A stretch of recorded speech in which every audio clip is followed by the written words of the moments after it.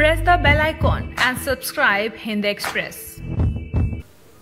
राष्ट्रीय जनता दल के नेता प्रतिपक्ष तेजस्वी यादव के आह्वान पर सीतामढ़ी जिला मुख्यालय पर एक दिवसीय धरना प्रदर्शन किया गया। 3 सूत्री मांगों को लेकर जातीय जनगणना कराई जाए, भारत सरकार के विभिन्न सेवाओं में आरक्षित बैकलॉग को भरा जाए, मंडल आयोग की सभी अनुशंसा लागू की जाए। इसे लेकर सीतामढ़ी जिलाधिकारी को ज्ञापन दिया गया। इस मौके पर सीतामढ़ी पूर्व सांसद अर्जुन राय, बिहार प्रदेश प्रवक्ता परिहार विधानसभा पूर्व प्रत्याशी ऋतु जायसवाल, बाजपट्टी माननीय विधायक मुकेश कुमार यादव, सीतामढ़ी पूर्व विधायक सुनील कुमार कुशवाहा, सीतामढ़ी प्रभारी पूर्व विधायक मिथिलेश कुमार, सीतामढ़ी जिलाध्यक्ष जिलाउद्दीन खां और अन्य कार्यकर्ता मौजूद थे। सीतामढ़ी से सत्यम कुमार की रिपोर्ट। आज मंडल कमीशन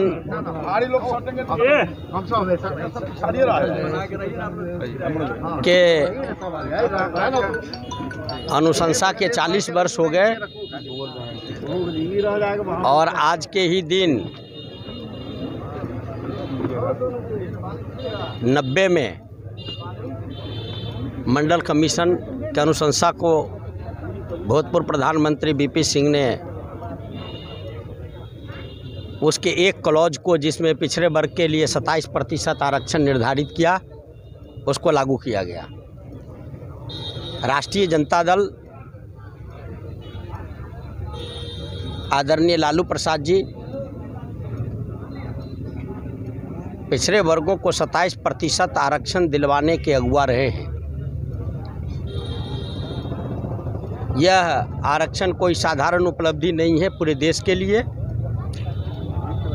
और आज भारत सरकार में यूपीएससी हो या अन्य तरह की सेवाएं हैं, सब में पिछड़े वर्ग के लोगों को 27% भागीदारी मिल रही है। और हर राज्य में आप देखते होंगे कि बड़े बड़े पद पर शोषित पीड़ित परिवार के नौजवान पहुंच रहे हैं। जो मंडल कमीशन अगर लागू नहीं होता, आरक्षण लागू नहीं होता 27%, तो ऐसा मौका नहीं मिल सकता था। और आज के दिन राष्ट्रीय जनता दल पूरे बिहार में जातीय जनगणना जो भी होना है जनगणना, उसमें जातीय क्लॉज, जात का क्लॉज जुड़े, जातीय आधारित जनगणना हो, इसके लिए संघर्षरत है। इसलिए आज हम लोग सड़क पर हैं। और मंडल कमीशन में जो अनुशंसा हुई थी उसमें 40 क्लॉज थे और एक था पिछड़े वर्ग को 27% रिजर्वेशन, जिसको लागू बीपी सिंह जी ने किया। 2007 में शिक्षा के समान अधिकार दूसरा क्लॉज था,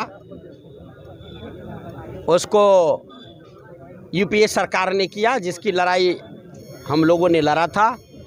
और सबसे महत्वपूर्ण विषय है जातीय जनगणना। कांग्रेस पार्टी के समय में 2010 में ही यूपीए की सरकार थी, हम लोग पार्लियामेंट में थे। आदरणीय लालू प्रसाद जी, शरद जी, मुलायम सिंह जी, सब लोगों ने पार्लियामेंट में, हम लोग सप्ताहों पार्लियामेंट को बंद किया, आंदोलन किया। तो भारत सरकार ने पार्लियामेंट से सर्वसम्मत से ये प्रस्ताव पारित कर दिया कि जातीय जनगणना होगा, जातीय आधारित जनगणना होगा। लेकिन 2011 में जातीय आधारित जनगणना नहीं हुआ। फिर इसके बाद पी चिदम्बरम जी ने अलग से जातीय जनगणना कराने की बात की, जिसमें 4800 करोड़ रुपए खर्च भी हुए। लेकिन ये अतिक्रम के कारण आज तक जातीय जनगणना नहीं हो पाया। बहुत सारे लोग इस पर आरोप लगाते हैं कि राष्ट्रीय जनता दल हो या सोशलिस्ट पार्टियां हो, जाति आधारित बात करती है।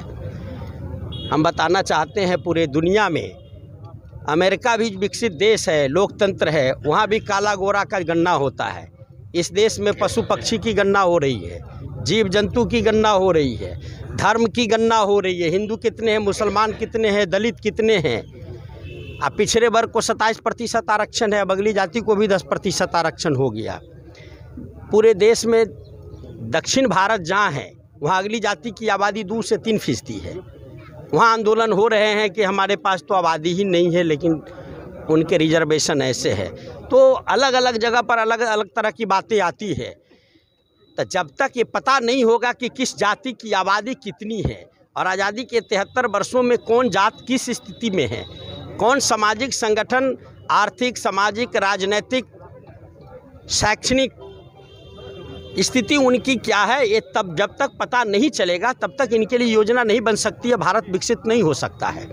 तो ये भारतीय जनता पार्टी जब विपक्ष में था तो जातीय जनगणना के पक्ष में पार्लियामेंट में सहमति बनाई थी, और जब 2010 में जब पार्लियामेंट में जब बहस हो रही थी तो भारतीय जनता पार्टी की ओर से गोपीनाथ मुंडे और हुकुमदेव नारायण यादव जातीय जनगणना के पक्ष में बोले थे, जो ऑन रिकॉर्ड है, और भारतीय जनता पार्टी ने मेज थपथपा करके इसका समर्थन किया।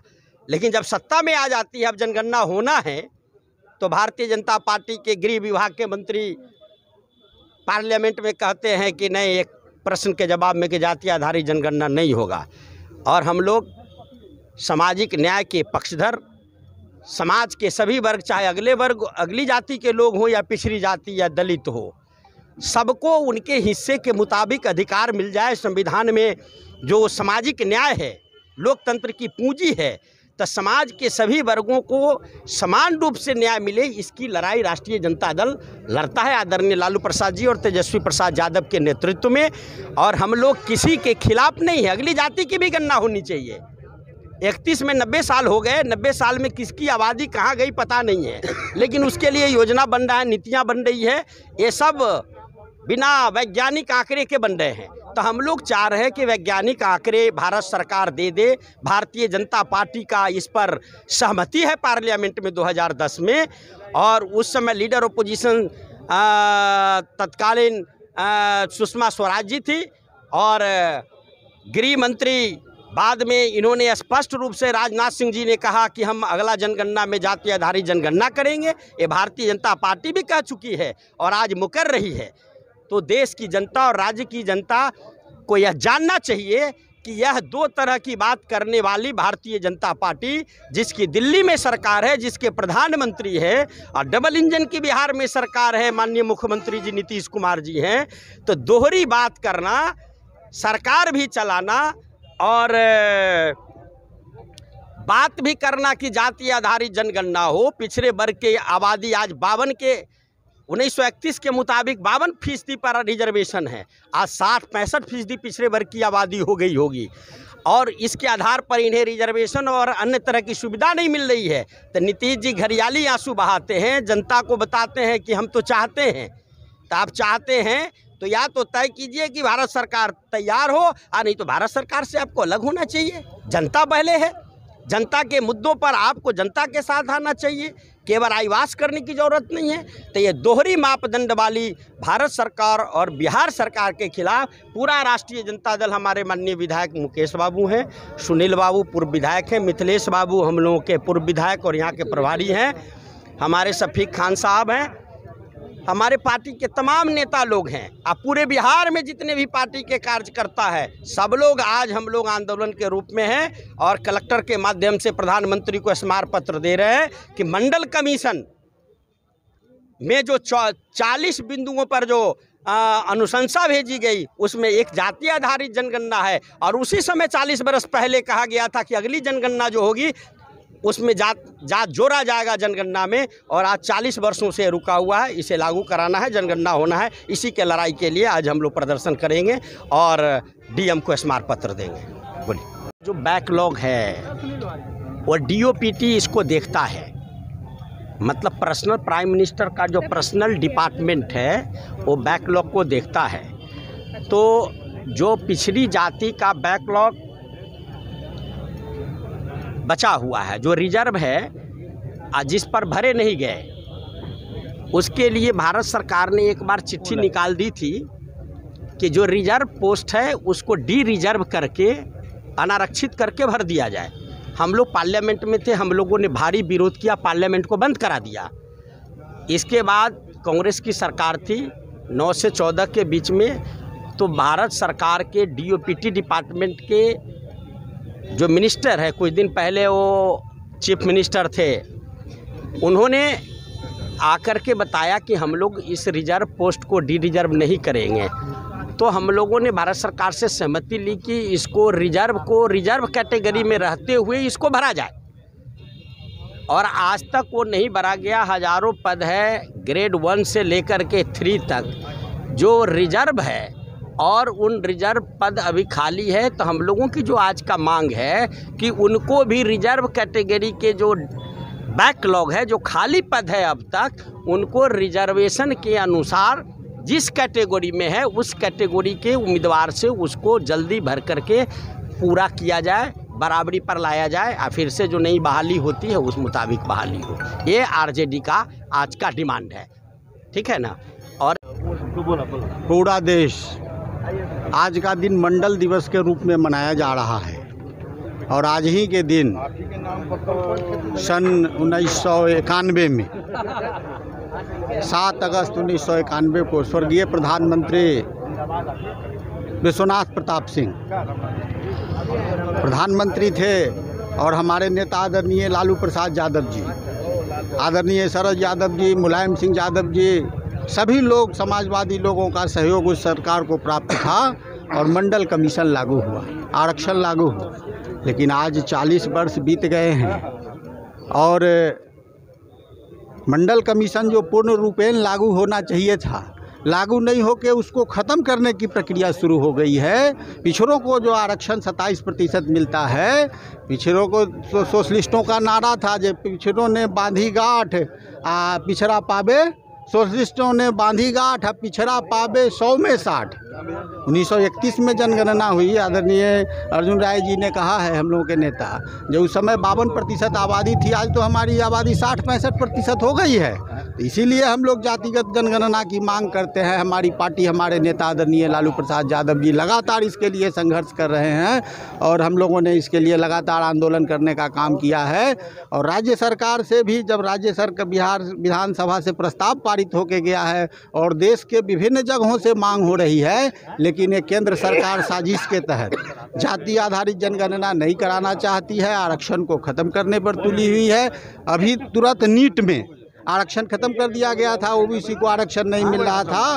फिर हम लोगों ने जब लड़ाई शुरू की है तो नीट में आरक्षण बहाल किया गया है। तो इस तरह से पिछड़ों के साथ धोखा हो रहा है। हमारे राष्ट्रीय जनता दल का मांग है, हम लोगों की मांग है कि जातिगत आधारित जनगणना का रिपोर्ट जारी करो। जब सब कुछ की जानकारी जनगणना होती है तो लोगों की क्यों नहीं होगी। और संविधान में प्रावधान है कि जिसकी जितनी संख्या भारी उसकी उतनी हिस्सेदारी। तुम गिनती करो जो किस जाति की संख्या कितनी है, किस जाति के लोग मैला ढोते हैं, किस जाति के लोग भूमिहीन हैं, किस जाति के लोग रिक्शा चलाते हैं, किस जाति के लोग खोमचा पर सामान बेचते हैं, छोटी छोटी दुकानें करते हैं, किस जाति के लोग खेती करते हैं, किस जाति के लोग मजदूरी करते हैं। तो उनकी गिनती करो और उसके हिसाब से इस राज्य के खजाने पर उनका हक है, इस देश के खजाने पर उनका हक है, और उनकी आबादी के हिसाब से इस राज्य और इस देश का बजट बनाओ, और तब उनका समुचित विकास होगा। और तब जो महात्मा गांधी की और डॉक्टर भीमराव अंबेडकर की और हमारे संविधान की जो परिकल्पना है वो पूर्ण होगा। इसलिए हम लोगों के नेता आदरणीय लालू प्रसाद यादव जी ने और तेजस्वी यादव जी ने आज आह्वान किया है। आज पूरे बिहार में हम लोग सभी जगहों पे, सभी जिला मुख्यालयों पे कलेक्टर को ज्ञापन सौंपेंगे, स्मारक पत्र सौंपेंगे, और मांग करते हैं इसके माध्यम से जो निश्चित रूप से जातिगत जनगणना हो, और पिछड़े की जो सीट है वो पिछड़े वर्ग के लोगों से ही भरा जाए। हमारा जो बैकलॉग है, अब कहता है 3 साल तक बहाली नहीं होगी तो सीट ख़त्म हो जाएगा, उसकी रिक्तियाँ ख़त्म हो जाती है, वो सीट ख़त्म हो जाता है। तो उसके मतलब इसको ख़त्म करो और उस पर पिछड़ों की बहाली करो और जातिगत जनगणना कराओ। इसी के लेकर आज हम लोगों का आंदोलन है, हम लोगों का जुटान है। जो मंडल कमीशन लागू हुआ था, इसी के शुभ दिन पर हम लोग के आदरणीय नेता आदरणीय लालू प्रसाद यादव जी, आदरणीय तेजस्वी यादव के निर्देश पर पूरे देश में, पूरे राज्य में राष्ट्रीय जनता दल जाति आधारित जनगणना की मांग हम लोग कर रहे हैं। आज मंडल कमीशन लागू के दिन हम लोग जिसकी जितनी संख्या हो उतनी भागीदारी मिले, हमारे राष्ट्रीय जनता दल के नेता का आह्वान है। जब तक जातीय आधारित जनगणना नहीं होता है तब तक किसकी हिस्सेदारी कितनी संख्या है उसके हिसाब से नहीं मिल रहा है। इसी के आधार पर राष्ट्रीय जनता दल पूरे बिहार में आज हम लोग आंदोलन कर रहे हैं। हमारे नेता आदरणीय अर्जुन राय जी, पूर्व सांसद, बड़े भाई आदरणीय सुनील कुशवाहा जी, राष्ट्रीय जनता दल के जिला कप्तान शफीक खान साहब, राजकिशोर बाबू, ऋतु जायसवाल जी, सभी लोग राष्ट्रीय जनता दल के एक एक सिपाही, सब लोग हम लोग राष्ट्रीय जनता दल के आदरणीय नेता के आह्वान पर जातिगत जनगणना के लिए आंदोलन कर हम लोग, जब तक केंद्र सरकार और बिहार सरकार की दोहरी नीति सामने नहीं आ जाती है और जातिगत जनगणना नहीं कराती है, तब तक हम राष्ट्रीय जनता दल के लोग आंदोलन भर्ती के लिए भी आज हाँ पॉइंट वही था। नहीं, हम लोग जो रिक्तियाँ हैं, पिछड़े वर्ग की रिक्तियाँ हैं, उस रिक्तियाँ में सामान्य जाति के लोग भरे जा रहे हैं, जो बैकलॉग में। अभी जो राष्ट्रीय जनता दल और खाली आरक्षण के मतलब ही नहीं हुआ, मंडल कमीशन जो लागू हुआ उसका कोई आरक्षण के मतलब ही नहीं है। अगर आप रिक्तियाँ हुई तो उसी जाति के उसी कैटेगरी से रिक्तियाँ को भरनी चाहिए, उसको नहीं भरकर बैकलॉग के आधार पर दूसरे जाति को दिया जा रहा है। यह घोर निंदनीय है और आरक्षण का विरोध हो रहा है। इसलिए केंद्र सरकार और बिहार सरकार के राष्ट्रीय जनता दल भरपूर विरोध करता है और हम लोग जातिगत जनगणना के मांग करते हैं। सबसे पहले तो आप लोग ये समझ लीजिए कि हम पर्टिकुलर किसी जाति के विरोध में नहीं बात कर रहे हैं, चाहे वो स्वर्ण की बात हो या SC ST की बात हो। यहाँ पे जो जातिगत जनगणना की बात हो रही है वो किसी के भी विरोध में बात नहीं हो रही है। ये अपने दिमाग से बिल्कुल भी निकाल दीजिए कि यहाँ पर किसी का विरोध नहीं हो रहा है। हमें ये जानने का पूरा अधिकार है, चाहे वो किसी भी जाति के हों। अगर आप स्वर्ण जाति से भी हैं और आपके लिए 10% का रिजर्वेशन दिया गया तो उस स्वर्ण जाति के अंदर भी कई जातियां हैं, तो हमें ये पता होना चाहिए कि उन सभी थोड़ी देर के लिए हमें ये पता होना चाहिए कि क्या स्वर्ण के सभी जातियों को बराबर से आरक्षण का लाभ मिला या कुछ जाति को मिला और उसमें से कुछ जातियां जो हैं वो बिल्कुल छूट गई। तो अगर लाभ मिला, चाहे वो 10% का ही लाभ हो, क्या वो समान रूप से उस जाति के अंदर वाले सभी आने वाले सभी जातियों को समान रूप से उसका लाभ मिला, हाँ या नहीं, ये जानने का सभी को अधिकार है। ताकि अगर मान लीजिए हम SC और ST की ही बात करते हैं तो क्या हमें ये जानने का अधिकार नहीं है कि क्या जो आरक्षण SC ST के लिए रखे गए क्या वो सभी, क्योंकि SC ST के अंदर में भी कई जातियां हैं, कई सारी जातियों में है ना भाई, कई सारी जातियों में बटे हुए हैं, तो क्या सभी जातियों को उस आरक्षण का समान रूप से लाभ मिला? कहीं ऐसा तो नहीं कि कुछ जाति ज़्यादा उनको मिल गया और कुछ जाति स्कूल तक भी नहीं पहुंच पा रही है, कुछ जाति को कहीं किसी सरकारी नौकरी में आरक्षण मिलने के बावजूद भी, उनको आरक्षण रखे जाने के बावजूद भी वो कहीं किसी सरकारी नौकरी में नज़र नहीं आ रहे, स्कूल तक में उनके बच्चे ड्रॉप आउट हो रहे हैं, 90% तक बच्चे स्कूल ही नहीं पहुँच पा रहे। तो भाई जब आप आरक्षण दे रहे हैं तो जाति के अंदर और जो विभिन्न जातियाँ हैं उन सभी जातियों को समान रूप से लाभ मिल रहा है या नहीं मिल रहा है। जब हमें ये नहीं पता होगा तो हम कैसे कहेंगे कि भाई इस जाति के अंदर आने वाली ये जाति को तो कुछ भी लाभ नहीं मिला, यहाँ के तो बच्चे स्कूल तक ही नहीं पहुँच पा रहे, तो लाभ कैसे मिलेगा? तो सरकार की योजनाएं फिर उस ढंग से बननी चाहिए कि पर्टिकुलर वो जाति जो पीछे रह गई, आरक्षण के बावजूद भी वो जाति जो पीछे रह गई उसको कैसे स्कूल तक पहुँचाया जाए, उसको कैसे सरकारी नौकरी मिलने लायक बनाया जाए, उसको कैसे आरक्षण जो दिया गया उसको पाने के लायक बनाया जाए। बच्चा स्कूल ही नहीं पहुँचेगा, आपके रिजर्वेशन रख देने से क्या होगा? बच्चा कॉलेज ही नहीं पहुंचेगा, आपके रिजर्वेशन रख देने से क्या होगा? उसको क्या ऐसी सुविधाएं दी जाए जो कि वो जो दिया गया उसके लायक बन सके? उसी तरीके से सेम आप अगर OBC की बात करें तो पता ही नहीं है कि किस जाति को कितना लाभ मिल रहा है। उसके अंदर कई जातियां हैं, OBC भी कई जातियों में बटे हुए हैं, तो हमें पता तो चलेगा तभी तो हम उसके हिसाब से और कितना फंड हो सकता है जो उसको दिया जा सके। अब मनरेगा में हम मजदूरों से काम ले रहे हैं, हमको पता ही नहीं है कि मनरेगा में किस जाति के लोगों को कितना हम जॉब दे पाए। हमें पता होगा कि पर्टिकुलर इसी जाति के लोगों को हमने मनरेगा से लाभ दिया और इतने जाति के लोग बिल्कुल मनरेगा में उनकी कोई हिस्सेदारी ही नहीं है, कोई भागीदारी ही नहीं है, उनको 1 रुपया नहीं मिला। तो फिर हमको पता रहेगा तभी तो उन तक भी हमारी पहुंच रहेगी। और सबसे बड़ी बात कि सरकार को जब तक इस चीज़ का पता ही नहीं होगा कि किसकी कितनी जाति है तो उस हिसाब से वो फंड का एलोकेशन कैसे करेंगे, कैसे अलॉट करेंगे वो फंड, ये तमाम बातें हैं। तो बिल्कुल भी चाहे वो स्वर्ण समाज के भाई हों, दलित महादलित समाज के भाई बंधु हों या फिर OBC के हों, हम बात जाति के अंदर जाति की कर रहे हैं कि जो मिलने वाला लाभ है वो उनको मिल रहा है या नहीं मिल रहा है।